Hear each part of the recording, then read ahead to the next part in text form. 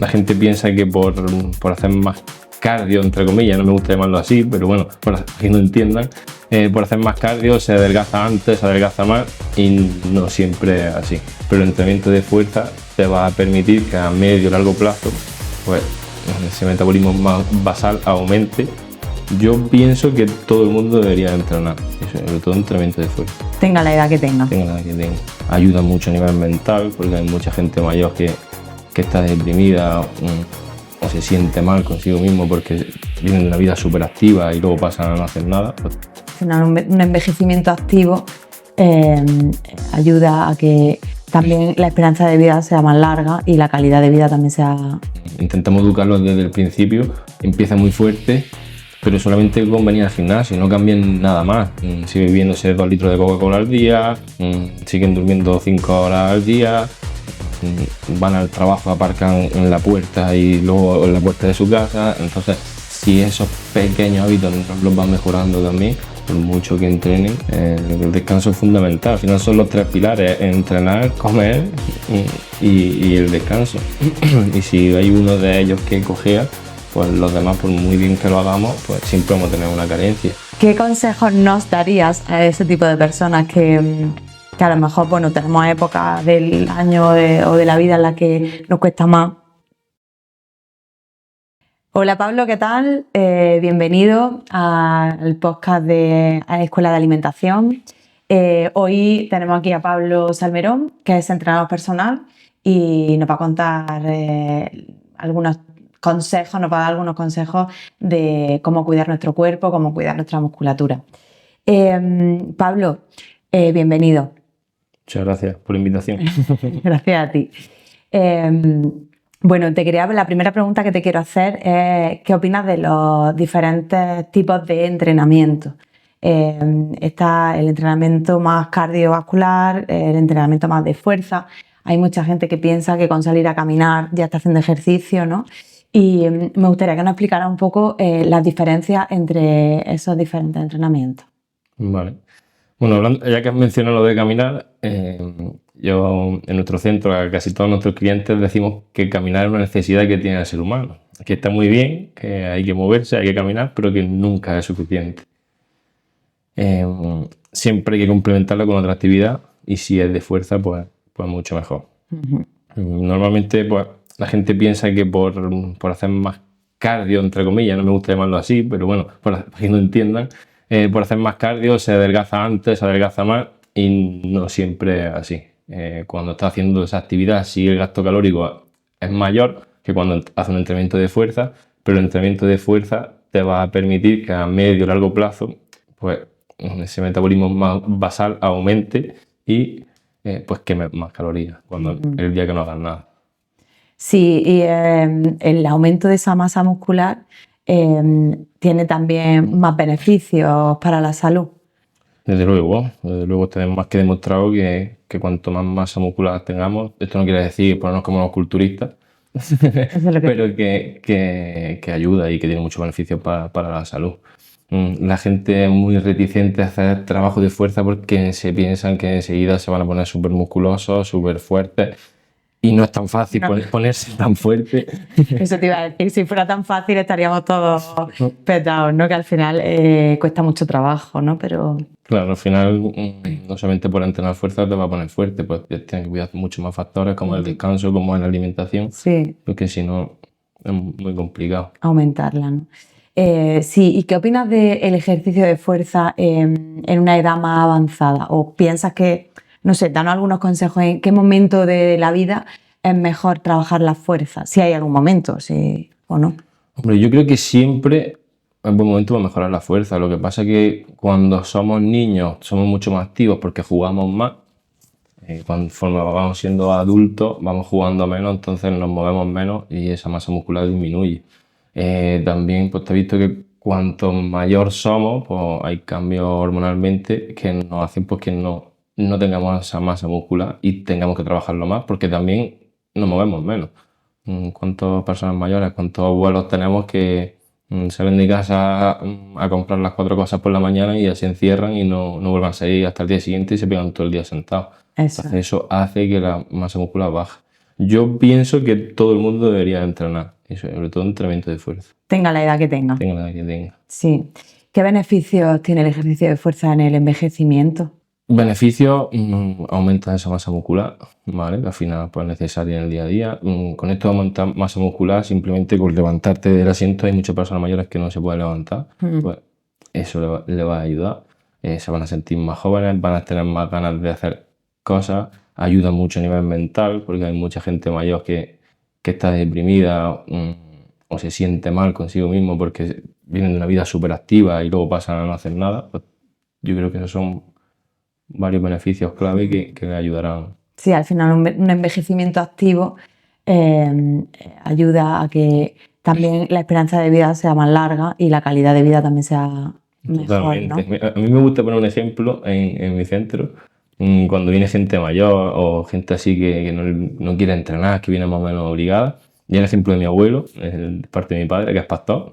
De hecho, la semana pasada le grabé un vídeo para enseñárselo a esa gente, que tiene 84 años y a día de hoy él se agacha para atarse los cordones a las zapatillas. No necesita sentarse, no necesita nada y es porque no para, está todo el día activo, en su trabajo de fuerza, a descargarle fruta, verdura a las cabras y luego dar su paseo con ellos todos los días. Entonces al final eso es lo que le hace y lo mantiene sano y lo mantiene joven a pesar de tener 84 años. Porque Eso. cuánta gente hay con 60, 50 y tantos años que no es capaz de darse los cordones de las zapatillas. El cómo ha cambiado el estilo de vida, ¿no? Antes realmente pues, las personas trabajaban en el campo, estábamos mucho más activas y cómo la tendencia, yo siempre hablo de esto en la consulta, cómo estamos intentando ser robots en vez de animales, que es lo que somos, ¿no? Entonces, pues el caso de tu abuelo es una persona que sigue manteniendo ese autocuidado básico del cuerpo humano, claro. La diferencia entre una persona que tiene que ir a entrenar, otra persona que está entrenando constantemente porque su vida es eso, ¿no? ¿Atendéis a mucha gente en vuestro centro mayor? Sí, sobre todo por las mañanas es cuando más viene la gente mayor. Y sí tendremos sobre 20, 25 personas así mayores. Mayores hablo de 70 años, así. Y dan un cambio brutal. De hecho, tenemos una clienta que empezó con nosotros porque sufrió un ictus y el tema del habla y eso no le afectó, pero sí mucho a la movilidad, perdió muchísima masa muscular porque estuvo bastante tiempo en cama y desde que entrena con nosotros ya puede salir a comprar, puede salir a hacer su vida, que no necesita el acompañamiento de otra persona, una persona dependiente. Claro, de ahí que es que la musculatura es muy importante para la movilidad en general, ¿no? Y para la calidad de la masa ósea, por ejemplo, también, ¿no? Incluso para la salud digestiva. Yo ya sabes que trabajo mucho a nivel de salud digestiva y la microbiota también necesita estar activa y hacer deporte, ¿no? Porque se mantiene mucho más sana. Al final el entrenamiento es salud y cuanto más entrenemos, pues más sanos vamos a estar. ¿Alguna recomendación de tiempo, frecuencia con la que deberíamos de entrenar? Nosotros siempre en el centro recomendamos 3 días a la semana de entrenamiento de fuerza si es la única actividad o el único entrenamiento, por así decirlo, que se hace. No me vale salir a andar, ¿vale? O hacer senderismo el fin de semana. Está muy bien, hay que hacerlo, pero 3 días a la semana de entrenamiento de fuerza para complementar esa otra actividad le va a venir bastante mejor. Y luego con deportistas solemos recomendar 2 días a la semana de entrenamiento de fuerza. Deportistas hablo pues, de futbolistas, de triatletas, de atletas, de ciclistas, que con eso sería suficiente. En vuestro centro lleváis también deportistas de alto rendimiento, atletas y... También llevamos deportistas de alto rendimiento. Yo vengo del mundo del triatlón, del alto rendimiento. Cuando abrimos hace 3 años el centro de entrenamiento, había mucha gente, sobre todo conocida, que no quería venir a entrenar con nosotros, gente que venía por salud, por lesiones, porque a mí me encasillaban mucho solamente en alto rendimiento, solo entrenar profesionales o gente que va buscando mejorar sus marcas. Y no es así, realmente nuestro fuerte es el trabajo de la salud. Y gracias al trabajo que hacemos, pues la gente nos ha ido conociendo y lo hemos enfocado más al trabajo de salud, pero sí entrenamos los dos. Dices que hace 3 años, ¿no?, que ha abierto el centro. Cuéntanos un poco cómo ha sido la experiencia de repente tener tu propio centro, atender a tanta gente. Pues, mi experiencia ha sido bastante buena porque al final me encanta mi trabajo, me encanta lo que hago. Al principio sí fue bastante duro porque pues, había muchas horas que estábamos allí mirándonos las caras a los compañeros y yo. No entraba nadie por la puerta, no sabíamos qué hacer para captar esos clientes. Pero hemos ido trabajando, se ha ido corriendo la voz de cómo trabajamos, el boca a boca. Al final, donde estamos en el Parador, en Roquetas, es un pueblo muy pequeño y la gente pues, va hablando bien de nosotros y nos van conociendo. Y a día de hoy pues, podemos ayudar a más de 200 personas a que mejoren su salud o su rendimiento, ¿no?, en el deporte, que también ha mejorado su salud, porque cuando hablo de rendimiento, hablo de gente que quiere preparar una media maratón por primera vez. Y hay mucha gente que no sabe cómo prepararla o lo preparan mal, porque casi siempre se exceden en los entrenamientos, se piensan que por acabar machacados van a mejorar antes. Y a ese perfil de gente pues también le ayudamos a gestionar esas cargas de entrenamiento. Qué bien. Y bueno, y al nivel tuyo personal, ¿cómo ha cambiado tu vida al tener un centro tuyo propio? Bueno, pues, me ha cambiado bastante porque yo desde que abrí el centro tuve que dejar de entrenar, porque pues, al final pasaba casi todo el día allí dentro. Y tuve que dejar de entrenar, que es lo que venía haciendo. Tenía mi escuela de triatlón, que por desgracia cerró con el tema del COVID. Y ya me enfoqué en este proyecto del centro de entrenamiento, que es un proyecto que yo creé o le di forma en 2013 y quería hacerlo más adelante, no ahora, pero se me presentó la oportunidad y fue cuando lo hice. Y he tenido que ir amoldándome en función cómo ha ido creciendo el centro a mi vida personal. También, bueno, como bien sabes, soy papá hace 5 meses y todo es un poco una montaña rusa. Sí. Y cuéntanos un poco cómo soléis enfocar en el centro los entrenamientos, si son personalizados o hay diferentes perfiles de usuarios. Pues nosotros en el centro, cuando viene un cliente, lo primero, al igual que hacéis vosotros, lo primero que hacemos es una entrevista, ver quién es esa persona, si tienen patologías, si tienen lesiones, cuál es su objetivo, para luego, dentro de su objetivo, nosotros también marcarnos los nuestros, qué queremos conseguir con esa persona, y ver un poquito ese nivel que tienen. Hacemos una valoración a nivel de movilidad, pues es como en ciertos ejercicios, cómo se mueve esa persona, si hay compensaciones, si no, si hay limitaciones de movimiento, por qué están esas limitaciones de movimiento, y ahí se le hace un plan de entrenamiento individualizado a todo el mundo. Creo que lo he dicho ya, que tenemos el foro de 10 personas por hora, donde para siempre corregirle 10 personas por hora. 10 personas por hora, sí, porque como todo el entrenamiento es individualizado, pues que podamos atenderlo todo bien. Qué Y bien. luego los entrenamientos le damos mucha importancia al movimiento, al movernos bien antes que meter carga, tanto ya sea en pesos como en intensidad de entrenamiento. Es muy importante el tema del movimiento, de hacer bien el ejercicio. ¿Hasta qué punto? Nosotros todo lo que hacemos no tenemos máquinas guiadas, todo lo que hacemos son pesos libres, entrenamiento funcional que se le llama. Y es bastante importante porque si tú no tienes la capacidad de hacer bien una sentadilla, yo no te puedo meter debajo de una barra con 50 kilos, por ejemplo. ¿Que los vas a levantar? Probablemente sí, pero no con la estructura que debes. Bueno, estamos en una época, ¿no?, de enero, que todo el mundo tiene muy buenos propósitos con la alimentación, con el deporte, etcétera, ¿no? ¿Cómo estás viviendo todo esto o cómo gestionáis, ¿no?, el que de repente a la gente le dé el boom de decir tengo que ahora ponerme a hacer todo, ¿no?, a hacer deporte, a cuidarme y tal, y luego muchas lo abandonan realmente? ¿Ese tema lo tenéis en cuenta a la hora de guiar a la persona, de situarla antes de empezar el entrenamiento?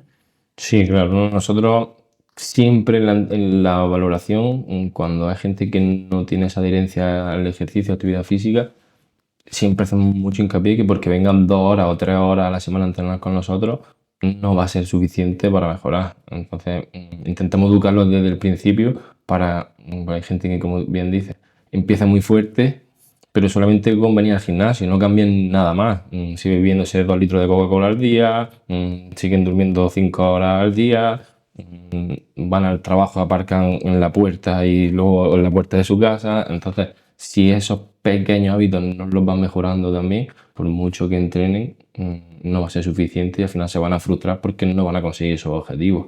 Y luego vivimos también en una era que estamos acostumbrados a darle un botón y que lo tengamos todo inmediato. Entonces, siempre nos gusta educar a los clientes de esa forma para que sepan, porque si quieren perder 15 o 20 kilos, esos 15 o 20 kilos no lo han ganado en un mes, en 2 meses, ni en 3 meses, lo han ganado en bastantes años. Claro. Entonces, que se den tiempo para poder llegar a cumplir su objetivo. Sí, que al final tampoco esos kilos de los que estaba hablando tampoco los van a perder por entrenar 3 horas a la semana. No. O sea, es que eso no... Probablemente sea lo mínimo que le haga perder esos kilos. Exacto. Si no cambian su alimentación, no cambian su descanso, que hay mucha gente que entrena muy bien, se mueven, comen muy bien, pero luego están todo el día con el móvil, Claro. duermen 4 horas al día y...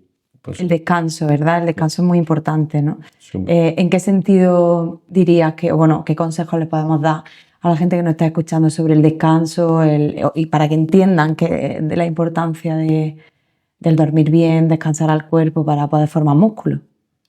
Sí, para poder formar músculo o para poder tener energía para También. moverse en su día a día.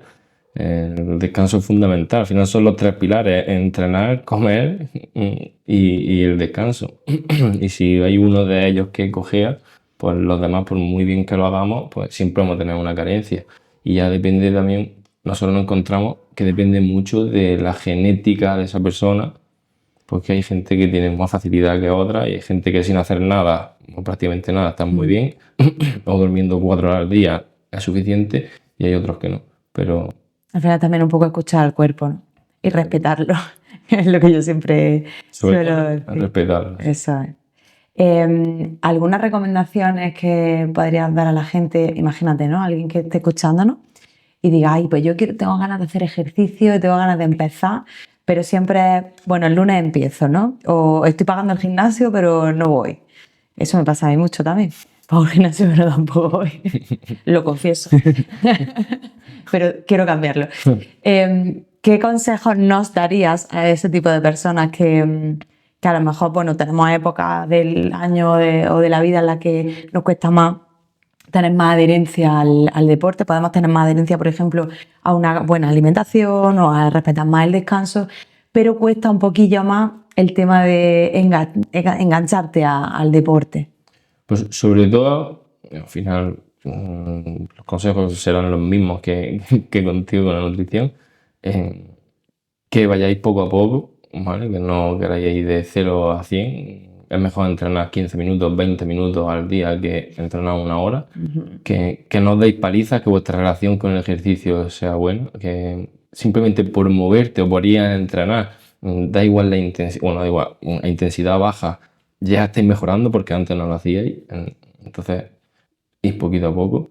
Y yo creo que esos son los consejos donde normalmente suele fallar la gente, porque todo el mundo entiende entrenar con darse una paliza, machacarse, y al final eso luego no dura en el tiempo, no tiene constancia. Cuanto más agujetas tenga, mejor.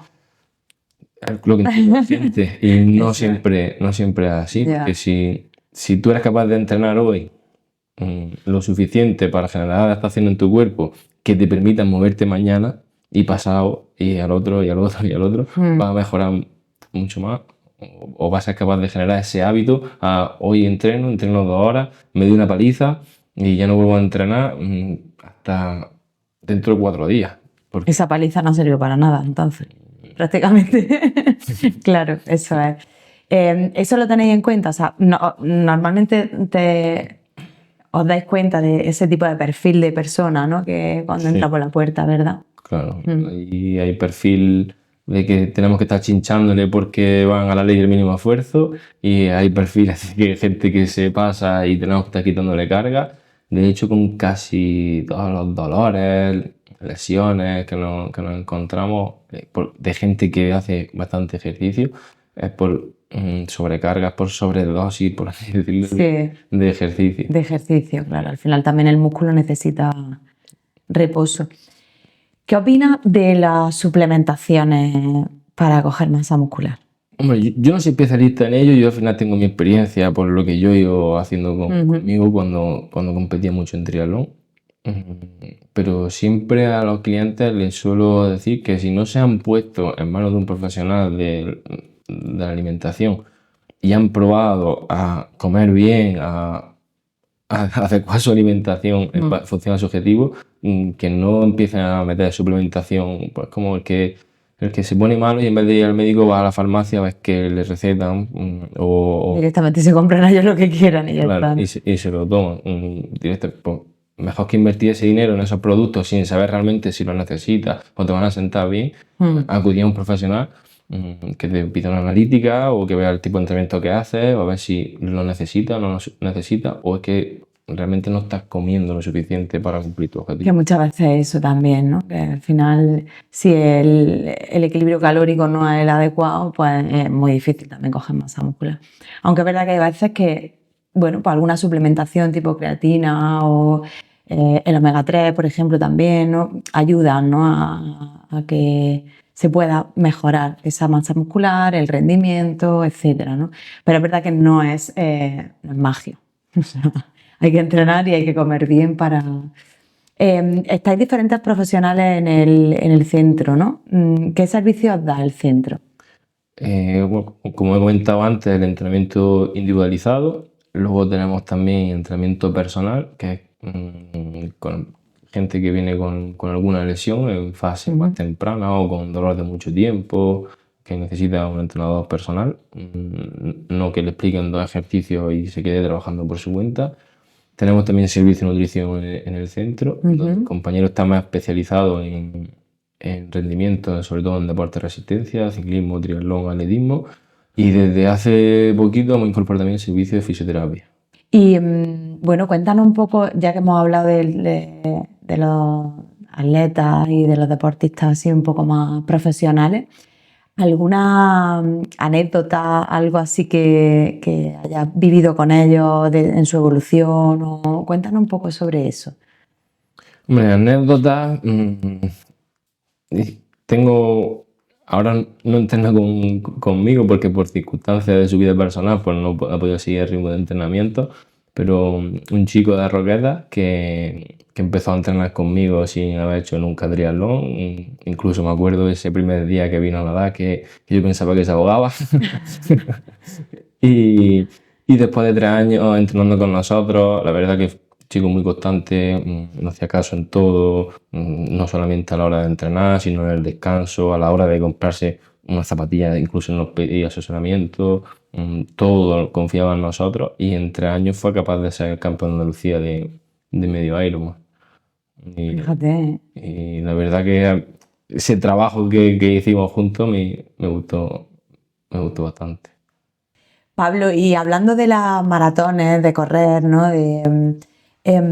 Bueno, hay mucha gente que a lo mejor no está escuchando y está pensando, me gustaría empezar a entrenar o a prepararme para hacer una media maratón. ¿Qué consejos nos daría para iniciarnos en esa actividad? Pues, siempre, en mi caso, los entrenadores, cuando nos hacen este tipo de preguntas, solemos decir depende porque no conocemos el contexto. Vamos a poner un supuesto. Ahora tengo un chico que es joven, 30 y pocos años, que quiere empezar a correr de nuevo. Hace muchísimos años que no corre, lleva ya con nosotros 6 meses haciendo entrenamiento de fuerza en el gimnasio 3 días a la semana y quiere empezar su objetivo sería correr una media maratón después del verano. Creo que era de aquí de Roquetas. Y la forma que estamos haciendo ahora mismo corriendo, preparando ese medio maratón es caminando, caco le llamamos nosotros, caminar, correr. ¿Vale? Que al final es correr 2-3 minutos, andar 2-3 minutos y eso repetirlo 6-8 veces y a la larga, conforme van pasando las semanas, pues vamos aumentando ese tiempo de carrera para que al final, pues dentro de 2 meses, sea capaz de correr 40 minutos, 1 hora, sin tener ningún tipo de problema. ¿Por qué? Porque si nosotros somos fuertes psicológicamente, salimos a correr ahora mismo y si eres fuerte psicológicamente, siendo una persona joven, sana, sin lesiones, eres capaz de correr 10 o 15 kilómetros si eres fuerte de cabeza, pero ¿a qué coste? A nivel muscular, de articulaciones, cardiorrespiratorio, ¿vale? Entonces es importante ir preparando el cuerpo poco a poco para que no tengas problemas de esa sobrecarga o generar esas malas adaptaciones que más tarde o más temprano te repercutan en una lesión o tu relación con el ejercicio, en ese caso correr, no sea la más óptima. Fíjate, porque es muy interesante lo que estás diciendo, ¿no? Porque siempre que queremos empezar o iniciar en alguna disciplina, como puede ser, por ejemplo, correr, ¿no? Como, venga, yo voy a correr y voy a aguantar todo lo que pueda, ¿no? Voy a llegar rojo a la casa, sudando, hecho polvo y pensando que seguramente mañana lo vuelva a hacer e incluso pueda correr un poco más. Pero lo que estás comentando es muy interesante porque nos lleva a darnos cuenta de que es al contrario, ¿no? Empezamos, como has dicho la palabra de Caco. Caminar, correr. Caminar, correr, ¿no? Está muy bien porque al final te quedas con el caminar, correr, ¿no? No puedo empezar a correr directamente. Claro. Al final, yo hago un deporte también que se llama canicross, que es con los perros, y cuando lo comparo a los perros con las personas, hay gente que se mosquea, pero bueno, al final para que la gente lo entienda. Somos animales igual. A los perros siempre hay que dejarlos con ganas de más y nosotros tenemos que hacer lo mismo. Nosotros no podemos tener una mala relación con el ejercicio. Cuando nuestro objetivo no es el alto rendimiento, no somos deportistas profesionales o de mucho nivel. Entonces, eso de salir a correr para preparar una media maratón, como me llega gente al gimnasio, al centro de entrenamiento, que me dice, Pablo, es que voy a preparar mi maratón, pero salgo 2 días a la semana a correr y hago 20 kilómetros cada día. No hay que hacer esas burradas. Claro, lo que has dicho de tienes que quedarte con ganas de más. O sea, que tu cuerpo te lo vuelva a pedir, ¿no? O sea, al día siguiente seas capaz de hacer otra actividad que tengas ganas de moverte, no que te duele. Ese sería como una de los consejos, ¿no? Para que la persona pudiera iniciarse. Sí. Hacéis retos también, o sea, llega gente con retos muy locos a vuestro centro. Muy locos no nos ha llegado, bueno, Puede haberlo, que ¿no? pueda haberlo, no ha llegado nadie que nos hayamos Sí. quedado asombrados, pero sí, hay mucha gente que se marca retos. Ahora hemos empezado a entrenar a una mujer que cumple 50 años y se ha marcado el reto de acabar su primer triatlón. Y a nosotros nos da igual preparar a una persona en un deporte para ganar carrera o mejorar al máximo su rendimiento o ese reto como tiene esta mujer. ¿Nunca ha hecho deporte o no es deportista? Sí, ella es deportista, lo tiene más fácil por ese sentido, porque tiene esa disciplina, ese hábito generado, Sí. pero al final un triatlón tiene que prepararlo porque ella solamente ha estado corriendo y la natación no es un medio en el que estemos todos los días y a la gente le cuesta mucho. ¿Y cómo la preparáis? Cuéntanos un poquillo cómo lo estáis haciendo. Así una persona que de repente con 50 años quiere hacer un triatlón. O un Ironman, ¿no? Cuéntanos qué es un Ironman, cómo se... He hablado de triatlón, en este caso es triatlón distancia sprint, que son 750 metros nadando, 20 kilómetros de bici y 105 kilómetros corriendo. Los profesionales suelen hacer 50 minutos, la gente así amateur, hora 10, hora y cuarto, yo creo que va a ser el caso de esta mujer, hora 20 o así que lo pueda acabar. También influye mucho los recorridos, si tiene subida la bici, si no, si se nada en un mar con corriente o no. Y en este caso, pues lo preparamos, van a dar 2 días a la semana, por en principio media horita o así, no, como lo hago durante todo el rato, no queremos darle paliza, que se encuentre bien, que se haga con ganas además de la natación, que es lo que más suele costar. La bicicleta, hay un día que hace bicicleta indoor y otro que lo hace el fin de semana, que lo hace fuera, por su trabajo no tiene disponibilidad de salir entre semanas. Y un día de fuerza, porque cuando hacemos deporte de resistencia es indiscutible no trabajar la fuerza, por lo menos con nosotros, hay otros profesionales que no la quieren. Y 2 días de carrera, porque al final lo que viene haciendo siempre y lo hace así. Y es fundamental un día a la semana que descanso absoluto. Imagínate, bueno, pues que hay alguna persona que nos está escuchando, yo misma, por ejemplo, que tenemos alguna lesión o lo que sea, por ejemplo, de rodilla. ¿Qué consejos daría o qué tipos de entrenamiento son más recomendables cuando hay problemas de rodillas, para no lesionarnos más, evidentemente, y para que el deporte nos ayude a recuperar esa lesión o por lo menos a llevarla mejor? No, lo primero, ponerte en manos de un buen profesional, ¿vale? Y no hacer burradas a la hora de entrenar. Muchas veces los médicos, cuando hay problemas de rodillas, como temas de condromalácia rotuliana que me has comentado antes, lo primero que te dicen es no hagas sentadillas, no cojas peso, ¿vale? No hay... A mí me llegaron a decir, pues a mí me gusta mucho el senderismo, caminar por la montaña, a mí la montaña me encanta, me genera mucha paz. No vas a poder hacer senderismo. Probablemente... Por la bajada, ¿no? Pero probablemente si tienes dolor, ahora mismo no podrás ir a hacer 3 horas de senderismo. Lo que hay que buscar la manera de adaptar el entrenamiento para que tú seas capaz de hacer senderismo, Claro. seas capaz de hacer esa sentadilla que te han dicho que no eres capaz. Claro, yo cuando me dijeron eso de primera dije, ¿cómo? Luego ha habido otros profesionales, otros médicos que me han visto y evidentemente no me han dicho lo mismo, ¿no? Supongo que también depende mucho del profesional que te vea, ¿no? Pero sí que me chocó el decir, eso no puede ser, ¿no? O sea, tiene que haber alguna forma de poder fortalecer esa parte, que mi cuerpo pueda vivir aunque tenga ese desgaste, ¿no? Exacto, lo que hay que buscar la forma de cuál es el ejercicio que no te genera dolor, que te esté ayudando a fortalecer toda esa zona, para a partir de ahí ir construyendo hasta que seas capaz de hacer 5 horas de senderismo sin que te duelen las rodillas, o incluso si quieres empezar a correr, de que puedas correr y no te duelen las rodillas. Porque esta semana justo hay una cliente que se ha apuntado con nosotros, que le gusta correr, sale a correr 2 días a la semana y lo primero que me dice, yo no puedo saltar la comba. Y al final cuando estás corriendo estás saltando. Claro.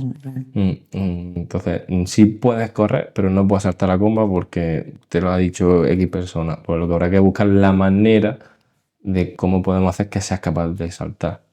Qué interesante, ¿no? Que en vuestro centro lo enfoquéis hacia ese camino, ¿no? Aquí todo puede ser posible siempre y cuando trabajes tu cuerpo y te quieras dar esa oportunidad. O sea que está muy bien. A nivel, por ejemplo, de cuando llega gente con dolores o con cualquier molestia así, ¿cómo lo abordáis? Cuando viene gente con dolores y con molestias de mucho tiempo, gente que viene y que lleva, esta semana también entró otra mujer con dolor de hombro, lleva 2 años que está para dormir, le molesta.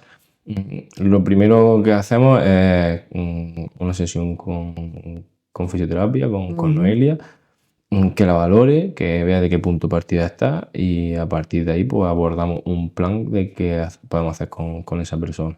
Pero siempre lo primero que hacemos es una sesión de fisioterapia, no para hacer terapia manual, sino porque ella controla mucho más de valoración que yo y ve desde qué punto de partida está y luego ya vemos cómo abordamos ese problema. Pero muchas veces cuando vienen que vienen de cualquier deporte y tienen lesiones o molestias, gente que corre y siempre le molesta la planta del pie y ya está encasillada de que es fácil de plantar crónica. Nosotros siempre nos gusta ir más allá y verlos corriendo, por ejemplo, que se traigan las zapatillas que utilizan para correr y verlo encima de la cinta para ver qué está pasando, si hay algún patrón biomecánico a la hora de correr que no está siendo lo adecuado, por qué puede venir ese problema, porque muchas veces duele una rodilla y el problema no es de la rodilla. ¿Vale? Entonces eso es como lo vamos abordando nosotros en el centro. ¿Es tan importante el calzado que usamos para nuestra musculatura, para nuestra salud? Yo creo que sí, es bastante importante. También hace unos años y a día de hoy está muy de moda el calzado minimalista, barefoot. No creo que sea para todo el mundo. Veo mucha gente con mucho sobrepeso, incluso con obesidad, que utiliza ese tipo de calzado y no creo que sea lo más adecuado para ellos. ¿Por qué crees que no es lo más adecuado? Pues al final no tiene amortiguación y a nivel de estructura, de cómo se mueve ese tobillo, cómo se mueve esa pelvis, cómo se mueve esa cadera, tiene que soportar mucho peso que si no se está moviendo bien y encima no lleva amortiguación, no lleva ese confort o esos estabilizadores que llevan muchas de las zapatillas, pues yo creo que no es lo más recomendado, o por lo menos no utilizarlo durante todo el día o utilizarlo para hacer ejercicio como como hacen algunos. Y luego a la hora de correr, que es donde más casos vemos nosotros que sí a veces hay problemas, sobre todo es con gente que utiliza en las zapatillas mucho drop. Esto quiere decir que la diferencia de altura entre la parte del antepié como respecto a la parte del retropié. Como es tu caso ahora mismo que llevas las botas, que es bastante más gordo por detrás que por delante. Esto no está bien. En unas zapatillas de correr que sean así. Bueno, claro, para correr no. La bota no es para correr en este caso. No, pero me refiero a la diferencia de altura entre la parte de delante y atrás del pie. Para correr no es lo mejor. Te venden siempre cuando eres una persona que no corre mucho, que tiene sobrepeso, una persona muy pesada, zapatillas con mucha diferencia de altura, pero al final eso lo que te hace es te empeorar la técnica de carrera, porque lo que vas entrando es de talón en vez de entrar de medio pie, como se debería entrar en ese caso, ¿vale? Entonces, pues hay muchas veces. Claro, la importancia de la pisada también, ¿no? De cómo caminamos. Exacto. Y luego en el día a día hay como acabamos de hablar ahora, Tacón. las mujeres que utilizan tacón, zapatillas con plataforma, que al final eso repercute a problemas a la hora de estabilización del pie, porque casi todo ese calzado es súper estrecho. Luego viene el problema de Juanete, que siempre dicen que es genético y no se cree que sea tan genético. Yo no uso tacones y un poco de Juanete tengo. Por lo mismo utilizan muchas zapatillas muy finitas que te oprimen mucho el pie y por eso... Soy muy de ir descalzo. Pero al final es verdad que hay, no sé. En tu caso es En genético. mi caso es genético. No, pero es verdad que los tacones, ¿no? Yo siempre no me gustan mucho los tacones, no los uso. Porque es que son súper incómodos. O sea, nos han vendido que la mujer tenemos que ir en tacón porque es que estiliza, pero estiliza ¿el qué? El pie, ¿no? Que al final te lo cambia, ¿no? Hombre, al final el problema sobre todo de los tacones es que vas de puntillas y cuando vas de puntillas tu centro de masa va echándose hacia adelante y hay alguien que tiene alguna estructura que tiene que estar frenando que tú no te caigas de boca en vez de ir andando Normal. como deberíamos. Claro. Como lo que estabas diciendo, ¿no? Cuando llevas tacones, ¿cómo afecta a tu cuerpo, a tu estructura?